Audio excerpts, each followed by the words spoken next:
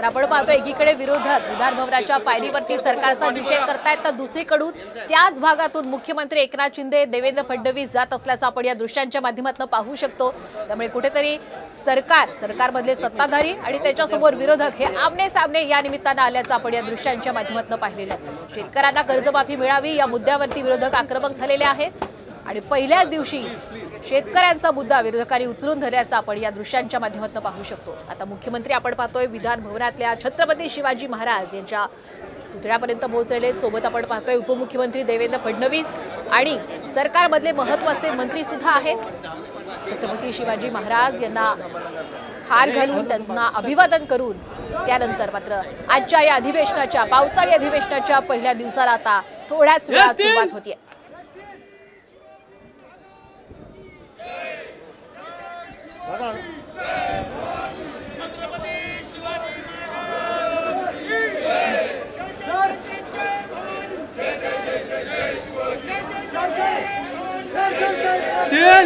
आपण या दृश्यांच्या माध्यमातून पाहू शकतो एकीकडे सगळे विरोधक एकवटलेले आहेत, शेतकऱ्यांचा प्रश्न घेऊन सरकार विरोधात घोषणाबाजी सुरू आहे, तर दुसरीकडे आपण पाहतोय छत्रपती शिवाजी महाराज यांच्या पुतळ्याला हार अर्पण केल्यानंतर सगळे सरकारमधले महत्त्वाचे नेते एकत्र येत शक्ती प्रदर्शन करतात।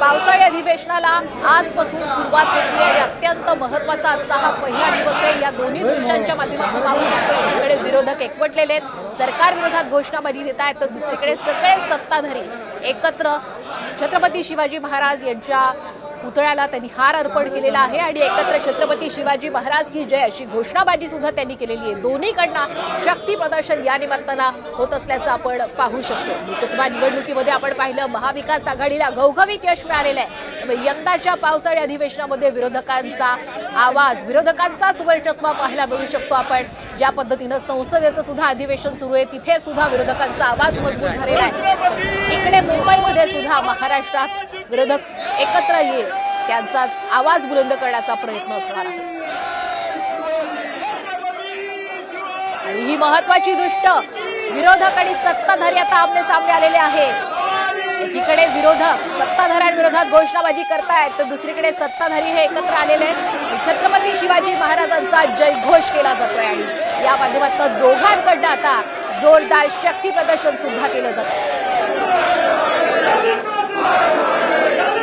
विरोधक आणि सत्ताधारी आपण आमने सामने आल्याचं या दृश्यांच्या माध्यमातून पाहिलेलं आहे।